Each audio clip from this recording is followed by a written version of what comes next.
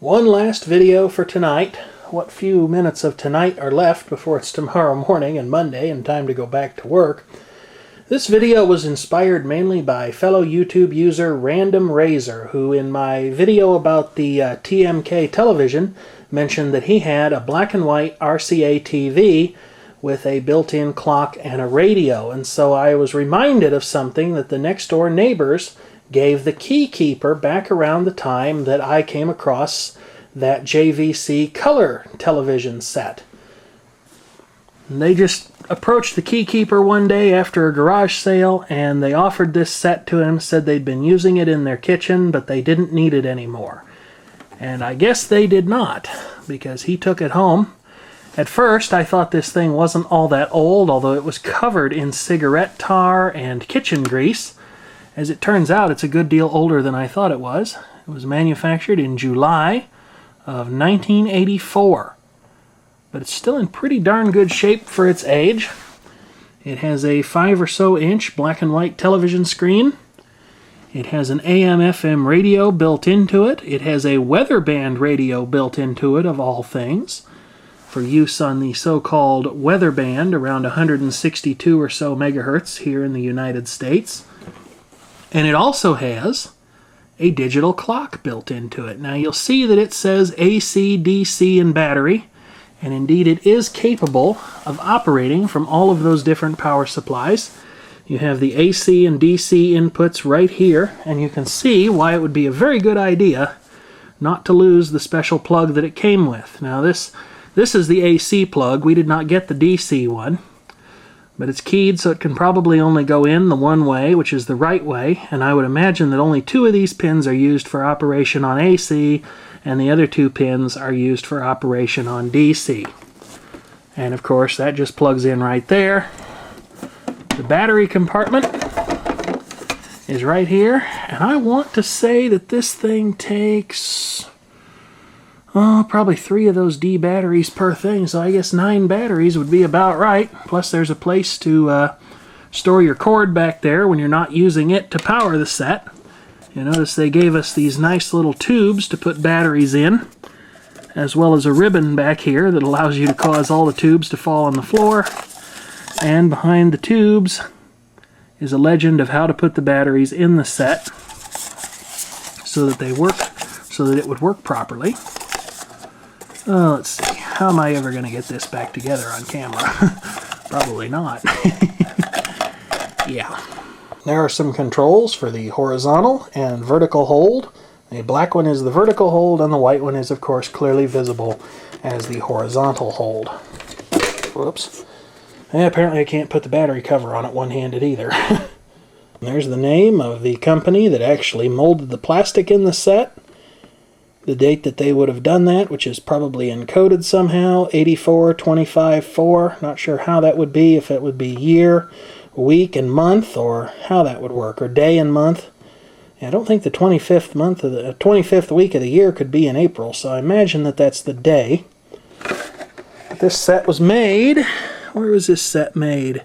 It was made in Taiwan by RCA Taiwan Limited, a subsidiary of RCA Corporation.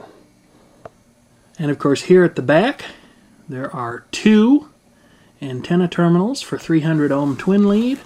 I guess they're putting a combined signal across those with both U and VHF broadcasts, maybe even FM as well, because of the radio that's built into this thing. I would imagine, I've not had this set apart, nor have I seen a picture of its internals, but I would imagine that there is an AM ferrite loop stick or bar in here that is used for AM reception. And this is the model number AGR 056S.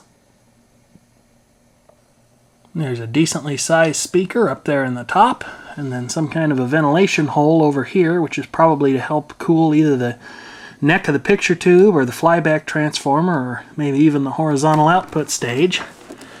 We'll go ahead and turn this thing on, turn the volume down. I think the controls are a little dirty on this thing. But there it is. I turned it on, and let's just see here. Wind that down to the end of the dial. Turn the volume up a little bit.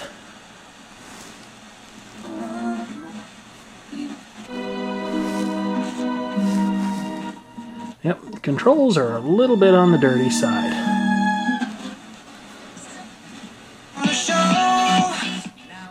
Not doing too badly considering I haven't extended the antenna at all.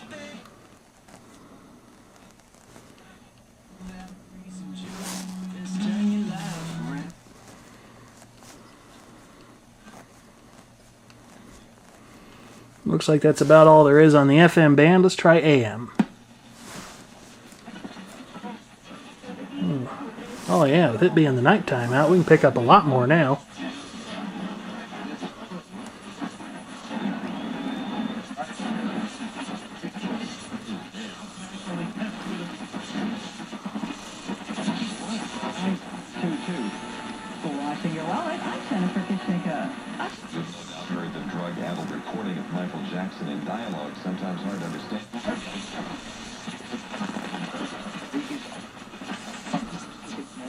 Que la malaria et l'exposition.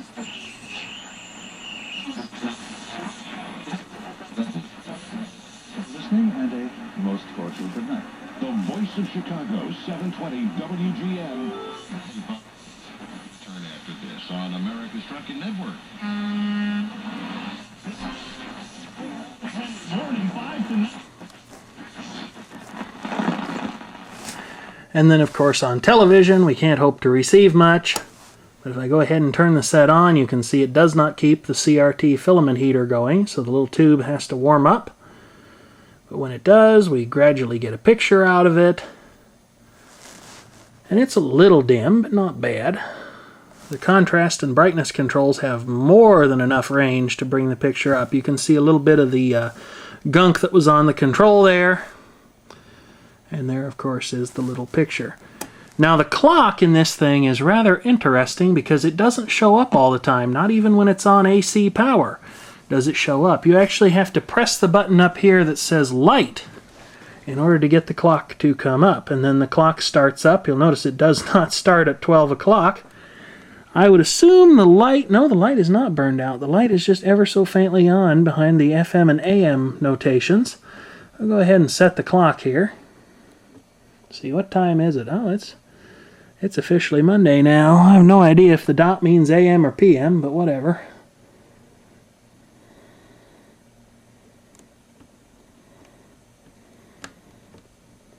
Oh well, I went a little bit fast. And then when you release the light button, the clock actually goes out. Now this thing has an alarm function built into it. Presumably you could choose to wake up to the television, radio, something along those lines, or maybe even an alarm tone. Now the clock goes out the moment you release the button. There's no delay on it or anything like that. However, there is a dimmer button that locks down, and when you press that, the clock shows up at reduced intensity. And of course, since you have to hold the button to display the clock, you actually have to hold the light button down while you're attempting to do anything like setting the alarm. So there you have it. That's pretty much everything there is to know about this little set, and if you have a comment, please do feel free to leave one. Thank you for watching.